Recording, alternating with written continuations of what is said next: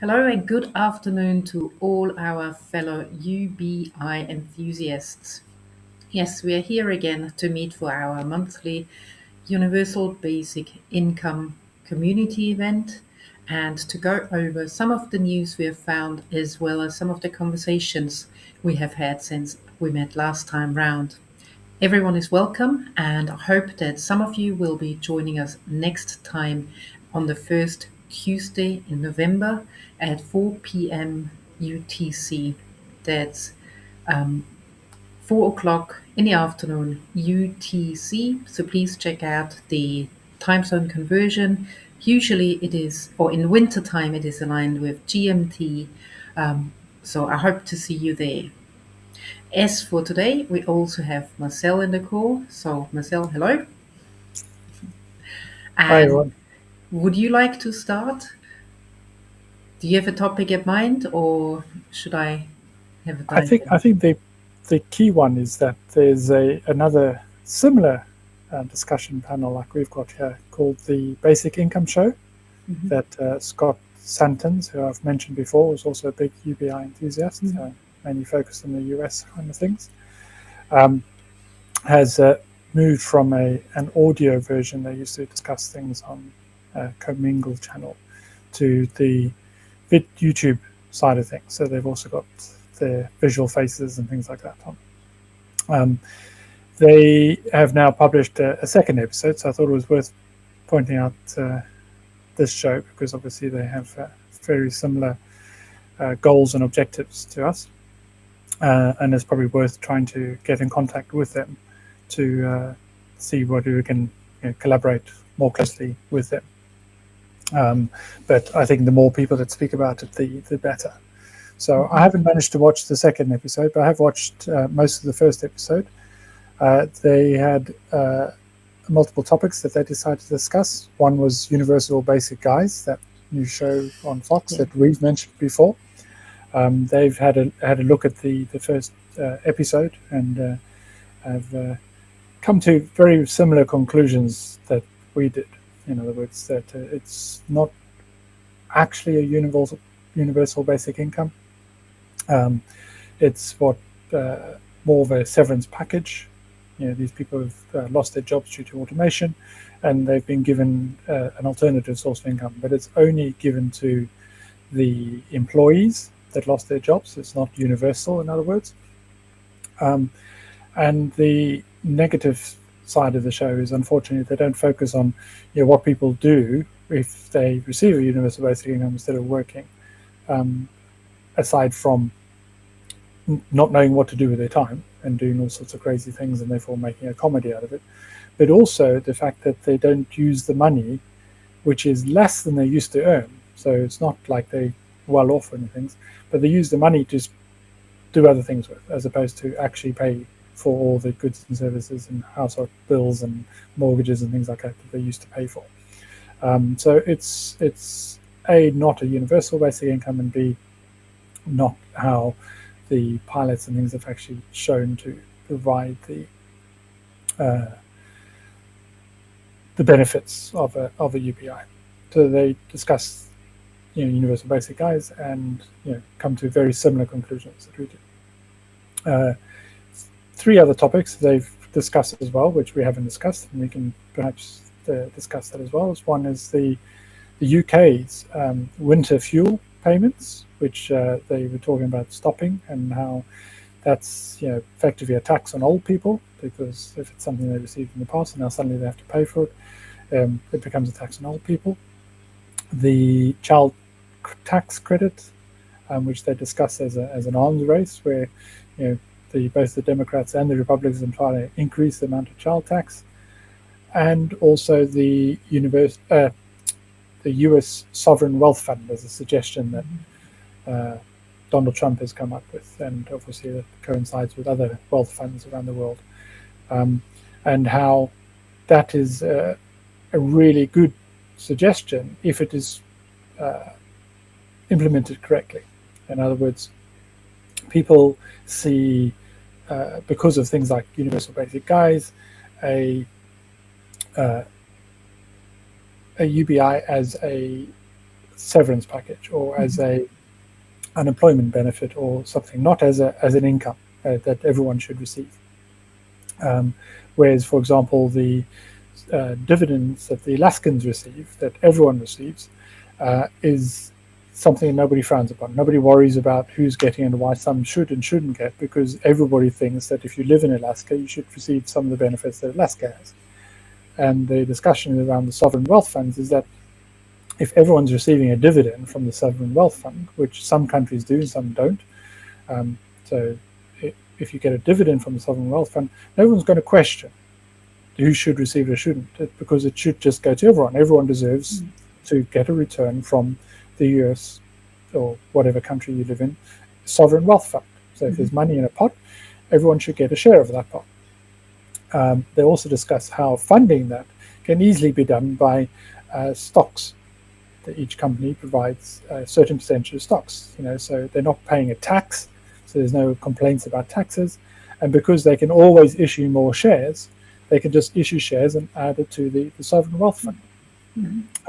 So that way, the more and more of the corporations are adding to the sovereign wealth fund. The dividend comes to people, which they don't stop and think about where it's coming from, who gets it, because they think they deserve it anyway. And it's not viewed as a negative on the corporation tax front of things. So there's a lot of positives around that, and I think that's definitely something that we should look into as well and explore further as well, because I think it does provide a good way of not only funding a UBI to start with, but also increasing the participation, increasing the willingness for people to think, yes, I deserve more, yes, and also increasing corporations' ability to participate in things like that. And because they can then focus very much on the automation, companies will start to automate. They don't have to worry about people losing their jobs, because everyone's going, fine, I'm receiving my sovereign wealth fund, I can now quit my job and retire anyway. The same thing, same impact that we're expecting from a UBI anyway. It's just a different way of phrasing it, different way of looking at it, different way of funding it perhaps. But ultimately, it's the objective we're trying to achieve, that everybody gets enough of an income, however they receive it. Rich people have their trust funds and things like that. But however they receive it, you receive enough of an income that you don't have to worry about where your food's coming from. You don't have to worry about whether you can afford the rent or the mortgage. You don't have to worry about covering the basics like your gas or your heating or your electricity or whatever basic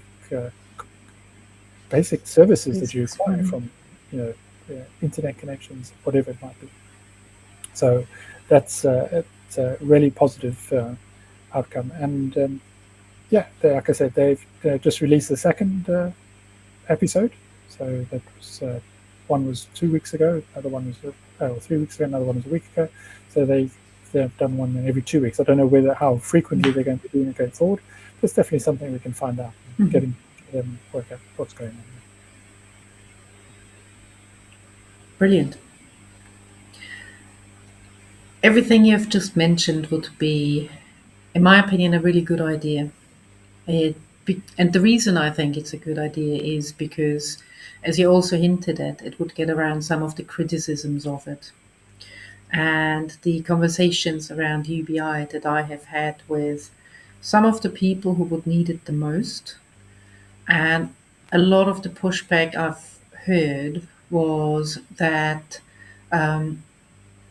poor people in my country don't get any support from the government, but refugees and people from the outside get a lot of support from the government. And in some cases, it is just criticism of what is happening. And I believe that this is fueling some of the move to the right wing that I can see across the world. It doesn't matter if you look at the UK with Brexit, if you look at New Zealand with the right wing government in place at the moment. Portugal has voted right wing for the first time since the dictatorship. Austria has just voted right wing, the first right wing chancellor since Hitler. Germany has voted right wing. Trump, by all intents and purposes, is in the same groove. Bolsonaro in Brazil a few years ago.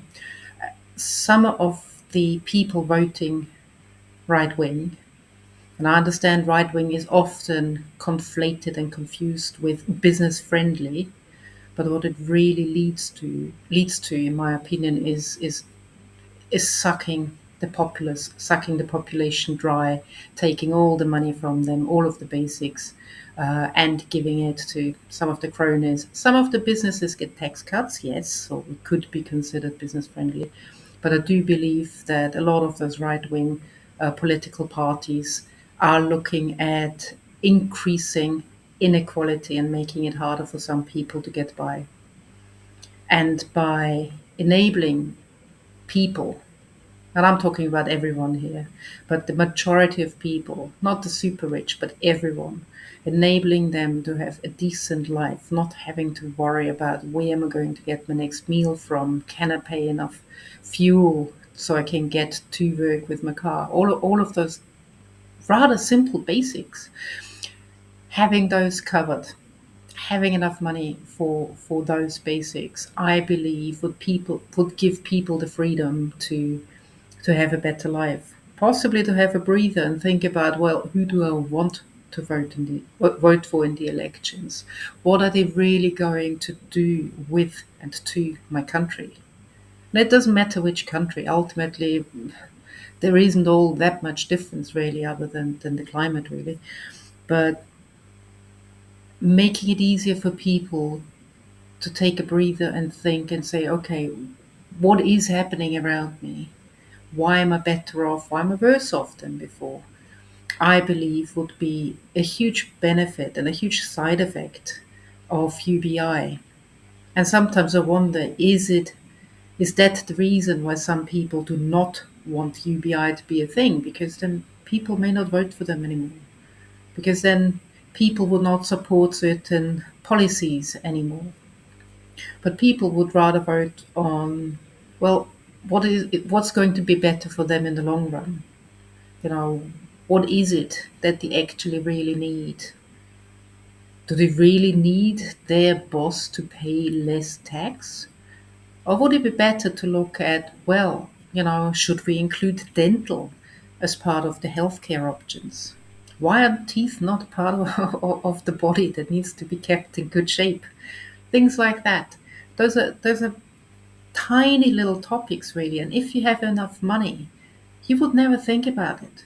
If you have enough money and you're used to paying for private dental care, you may never have considered your teeth to not be part of your body that gets looked at on a regular basis. Yeah. But for some people, this is an expense that gets moved out, moved out, moved out until such point it's really late, the tooth can't be saved, and therefore you've got a hole in your teeth. And how is that going to impact your job possibilities? Think about it. Yeah. Not even thinking about the health impact that would have. But it sounds like a tiny little thing, maybe. But the implications for people, and again, it's usually the larger part of the population, the people who can't go to a tropical island 3 times a year to just disconnect. For people who have to go to work pretty much every day, people who have a small flat, they live there with the partner, possibly a child or two, possibly a cat or a dog, and they're happy with their lives, meeting up with friends, having a good time, having nice meals together. It's a good life. I myself have led that life for many years, and it was a good life. And I was lucky enough um, to not have to think too much about my money back then. Now it's changed. And now I start seeing, well, what could I have done differently back then? And one of the things that I realize is I could have thought about UBI better. I still think about it. And just like Marcel, it's like, oh, there's a new idea. How about a fund? I mean, we all know from the media, I don't personally know people, but from the media and in the news, you hear about trust funds for rich families. The Rockefellers come to mind at the moment, or the Trumps, and so on. So, if it's good enough for rich people, why should it not be good enough for everyone else? What exactly. is it about everyone else that does not deserve it? And why do we split the population into the rich and the poor, or the rich and everyone else?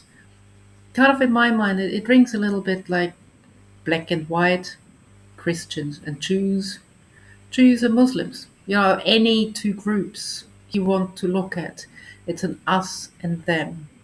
So again, my question is, if a fund is good enough for rich people, why not for everyone? Yeah, I think the interesting thing as well is when you talk to people about why they're voting for the extreme right wing populists, it's two things come forward. One is that they're feeling worse off at the Mm-hmm. moment. The COVID funding and things like that created huge inflation in a lot of countries, um, and the wage increases haven't met those inflation prices. And even though inflation has come down again, people don't understand why they still feel worse off. And somebody explained, well, if I eat a lot of cakes and I put on 10 kilos and then I put on 20 kilos and then I reduce the amount of cakes that I start eating and I need to start putting on 10 kilos and then finally I stop putting on kilos. I've still put on 40 kilos, Mm-hmm. right? The same way those prices have still gone up by that Mm-hmm. 40%. Okay, they don't come down just because inflation is back to where it should, where low figure that the central banks target. The price is still high. So unless you also get a 40% wage increase, everything's going to remain more expensive. And it will remain more expensive until you get a wage increase. Prices will not come down again. That's not how central banks work. They don't want deflation. They don't want prices to come back down. Once the price has gone up, they stay up. And once your currency gets devalued, it stays devalued. It takes a lot of work and effort for the value to come back, and that comes from the wages. So people are feeling worse off because of inflation, and they're not getting the pay increases they just because companies have more control over people. Unions are very weak, so people can't demand the increases.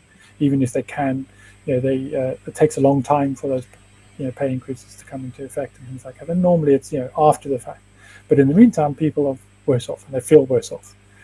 And it's not that the right wing governments can fix the problem. I doubt Yeah. whether they can. But whether or not they can, it's the fact that they promise that they can. And it's that populism, we can fix it, we can sort it out, that people go, well, yes, because the current government doesn't seem to be doing anything. You look at election posters and they say basically more of the same. They're not changing their stance, they're not changing the way they work, they're not changing the way they think, they're not changing anything. And people just want something different.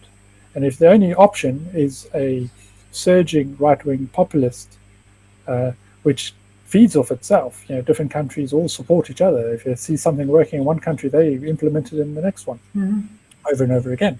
So it's the same thing you're seeing all over the place because they are copying each other. And they're basically copying each other by saying, we promise to fix it, we promise to make it better. The second thing is that they feed on people's intrinsic racism. And pointing to immigrants is a great way to say the problem lies over there. Right? It's brown people that are stealing your jobs. As you suggested earlier, it's brown people or the immigrants that are getting benefits and we're not. It's the increase in the number of immigrants that are causing the problems and the crime and things like that. And you hear it in Trump's rhetoric. They're eating the dogs, they're eating the cats. I've seen it on TV. It's just and he's increasing that racist rhetoric at the moment. Yes. He's not just stepping back from that statement. He's building on it, climbing on it, and the racism is increasing. And it's all focused on immigrants as if immigrants are bad. This obviously has a massive impact on immigrant communities because they get attacked. We saw the riots in the UK, for example, where some school kid or something was murdered, and somebody said, "Oh, it was a Muslim." It turned out to be a British citizen that had committed the murder. But just because one person said, "Oh, it was a Muslim," everyone else jumped on the bandwagon and said yes, and resulted in riots. The fact that it was untrue is beside the point. Um, Same as the cat and dog story. The woman who reported it said her cat's missing. She thinks the neighbors stole it and ate it. She found the cat 2 days later in her basement. Right? She apologized to the neighbors for suggesting such an outrageous thing. The story hasn't died. If somebody makes a suggestion that it's an immigrant that has done something, as untrue as it is, no matter how much data and things gets presented to people, people jump on it because we all are inherently racist. That doesn't mind whether you're white or black or whatever. It's an innate nature. What we need to be aware of is the fact that we are innately like that, and that we need to be able to address that and things like that. Not just assume that racism is right. We need to be aware of that fact and behave accordingly. And it's too easy to target immigrants or some other minority group, and we've seen that in Germany in the 30s and 40s with the Jews. And that's the dangerous part. They've distract the problem being that the rich and corporations are basically profiteering off the inflation. They can charge higher prices, and even when their costs come down, they don't have to increase the wages. They can keep charging those prices. They don't have to do anything because they don't have to increase wages, and they can resist wage increases for as long as possible. That's where the problem lies, and it's far too easy to distract from that and point elsewhere and listen to stories about if we tax corporations more, if we tax the rich, it's going to be disincentive, and they're not going to be able to invest, and where will the jobs go if they're all being taxed so much? And it's the usual rhetoric. The right-wing populists utilize lies basically to convince people that they can solve the problem by just give us the power and we will solve it for you. Argentina is a case in point. They've had this right-wing populist in power for a year. He's immediately cut all the resources that schools and things like that, just cut all the budgets for all the services they provided people. Has he solved the problem? No. There's been a surge in the stock market, but beyond that, the people talk about, look, they've imports and exports have come to a balance. It's not because exports have gone up, it's because imports have gone down. People can't afford to import anything anymore.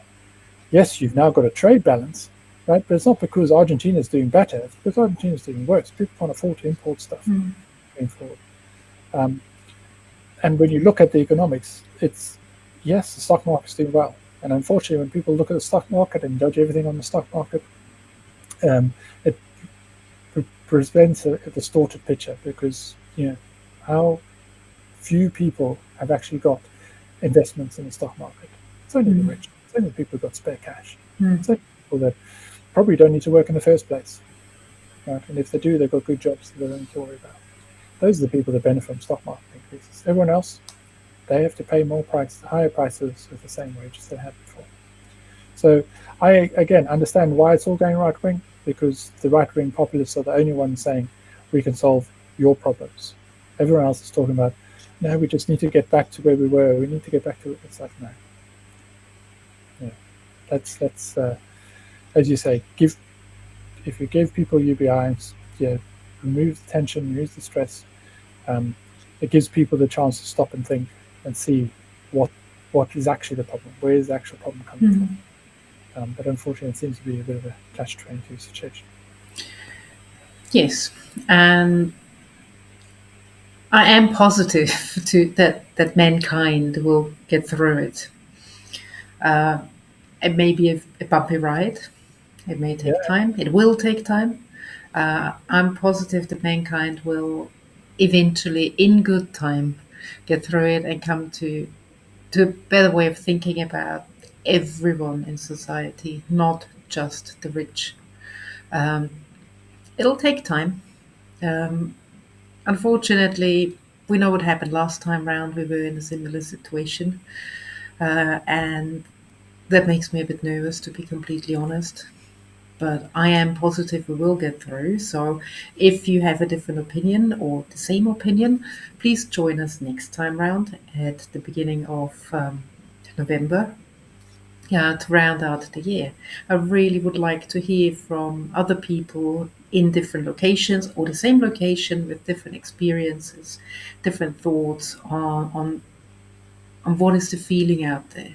Do you think UBI would help the situation, or do you think UBI would hinder the situation?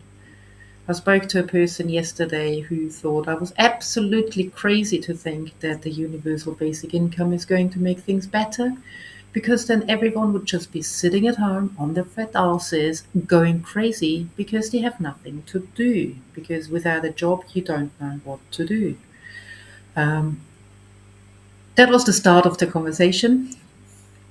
It was interesting to continue with it, but the main criticism was around people won't know what to do. People won't know how to fill the time.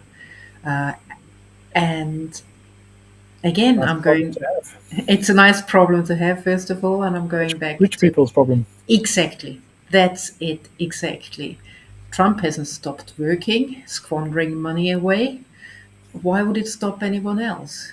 If you look at the rich list, most people are still working.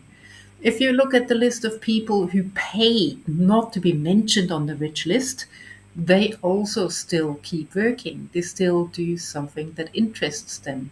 A lot of them are interested and motivated by making more money, but some of them are more generous. They have a fund, they listen and look at different fund applications, grant applications, and then they divide out the money. I give some to you, I give some to you over there, and I'm so generous. You over there get some as well. Awesome. I'd love to do that. I don't think UBI should give everyone that much money that I can give it away. But it should enable me to think about, well, what do I want to do? What is my talent? What is my skill? And then I'll do it. Right now, my interest is in learning myself more about UBI and what the best way to bring it about is, and sharing that knowledge, trying to build a community of people who have similar ideas, who are like minded, and also people who think it's a crazy idea that will never work. Going back to the conversation from yesterday, at the core of the comment, it will be crazy, I believe, was fear. There was a fear that without a job, there won't be enough money. There won't be enough money for food, healthcare. That particular person has a blind old cat, takes a little bit of care as well. Things like that. How can I maintain my living standard if I don't have a job? Uh, and related to that is automation again. And that fear is not going to go away. That fear is not being addressed currently by anyone other than, as we just talked about, the right wing political parties who tell people that, oh, we understand there's fear, there will be automation, we understand you. And I think that's a problem. So, UBI, whether that particular person likes it or not, in my opinion, is a viable way forward. It is a path into the future. It is progressive. It is something that has never been tried on a country scale or continent scale or global scale. Not global scale. I'd love that personally, um, but it must happen because automation will happen whether we like it or not. Automation is there; it's not stopping. Companies are trying to cut cost, and the best way to do that is to reduce the human cost through automation. It's not going to stop. It will happen, and that means we have to prepare for it, so that humanity and people can prepare for it as well. Because it does not take all of the jobs to be replaced. Say 50% of jobs being replaced would, in my opinion, roughly. I haven't done the maths, so please don't hold me to it. If you know how to do the maths or want to do it with me, get in touch. But imagine half of the people being unemployed, not like in the 70s in the UK where unemployment was at 27 or 30%. No, imagine 50% of the population being unemployed. Do you really think that their income tax is going to be able to provide for everyone. I leave that for you to think about. I don't think so. And that is why I think a UBI is the most pragmatic way forward. As I said, let's move away from being richest, where the rich get all the spoils and everyone else can starve. Let's move away from that. Let's move away from this two-class system, and let's think about everyone. How do we make sure that everyone can survive and have a dignified life um, through, for example, a UBI that is unconditional, that everyone receives, and that is enough to have a decent life. As I mentioned earlier, not necessarily 3 times a year to Hawaii, but a decent life where you have enough food, where you have enough money to meet up with your friends, where you can decide what you want to do going forward, well, what you want to do today. Um, and yes. So I'm a bit rambling today, so thanks for listening to me. Handing over to Marcel now again. No, I've got nothing to add. I think it's been a good conversation today. I think there's a lot of areas that we can continue investigating going forward as well, especially trying to get in touch with the other team. Um, so I think if we, you know, leave it there and try and work on those areas for next time, that'd be great. As you said, if there's anybody who wants to join us, that they're more than welcome. Especially if people don't think UBI is a good thing. So it would be nice perhaps Yes. if the person that you spoke to yesterday was to join us and Mhm. give their side of the story. That would also be the kind of thing that we'd want to get the discussion going. Mhm. See how we go from there. Mhm. Yes, from my perspective, I'm going to, I promise you, I will try and get the figures and numbers. I'm going to pick a random country that publishes the data, and I will try and do the maths on how many people would have to be replaced by automation, robots, machines, whatever you call it, would have to be replaced, and how few people would still need to remain in a job and be taxed on their income to keep a country ticking over in terms of healthcare costs, in terms of pension costs, unemployment money. I'll try and do a simple calculation. Um, if somebody wants to help me or join me, or just sit and watch and laugh at me, that's fine too. But I'll try and get, as I said, for one country, try and do the numbers because I believe currently this is missing. If we have numbers that we can talk about and data, then I believe the conversation will shift as well. Because whilst the the fear of being replaced by a machine is great, and lots of people have that fear, I think it would be even more fear to know that no, actually, still having a job whilst everyone else is being replaced would be a lot worse in some ways. And I don't want to fearmonger. I just want to have data so we knowledgeably can talk about what are the most likely scenarios that are going to happen in the future. And Yeah. I guess one starting point is just taking one country, looking at the figures, trying to come up with something tangible and work outwards from there. Because if it's happening in one country, chances are it's happening elsewhere as well. And I welcome everyone who would like to join us or who would like to go over the data, who has data possibly. So please get in touch. As I said, we meet every first Tuesday of the month, which could be as early as the first of the month, like today, or as late as the 7th. So get in touch, join us, have the conversation, and see what we can change. Because I do believe that if enough of us get together, put our heads together, put proposals forward, if that happens often enough, if enough of us are interested, then it will happen. Um, and again, history provides a lot of examples. For example, women voting. Second example, poor men voting. Black people voting. Things like that. Things happen, things change, and often they change to the better. But they don't change to the better unless people put effort in. And from my Exactly. perspective, this is the effort I add. I hope that I can contribute to a positive change in the world. And if you want, if you are similar to me and you want to help as well, then get in touch. We are friendly, as you can see. And so with that, unless you have any closing thoughts, Marcel, That's good. and with that, I hope to see you next month. See you then. Bye bye. Bye.